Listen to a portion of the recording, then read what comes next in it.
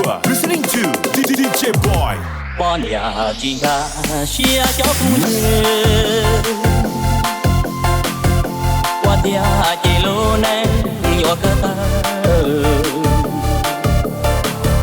còn nè đầu nó chỉ do dòng thơ chế cụ do ta chỉ giống gì là do nè cái lò do tua chỉ tao quan đau chỉ đau mù sa mà na ta đã do ta chỉ tao chỉ nè chỉ không dưới thế chỉ nuôi li hu You are listening to DJ Boy. mót ở chân chân của mà mà qua hậu nè luôn bị hà thâu lô bờ đi trời có lo ta chỉ đi không nhớ chỉ cô chỉ tôi chỉ nhà. You are listening to DJ Boy. Are you ready?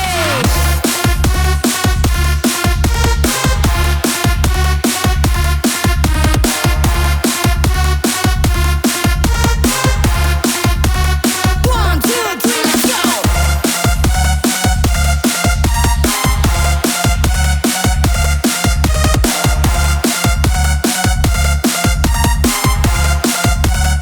One, two, three, let's go!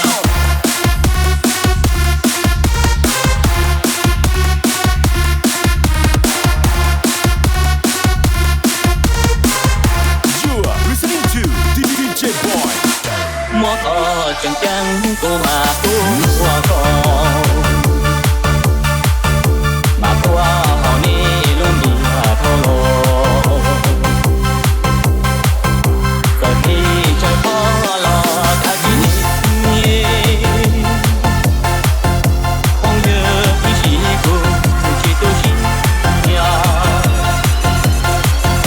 họ nên cả chỉ mò cho không nhớ giờ gió có thứ dậy cho nên để không như chế dây chỉ lu có mù gió nu chỉ mua ít You are listening to DJ Boy. Are you ready?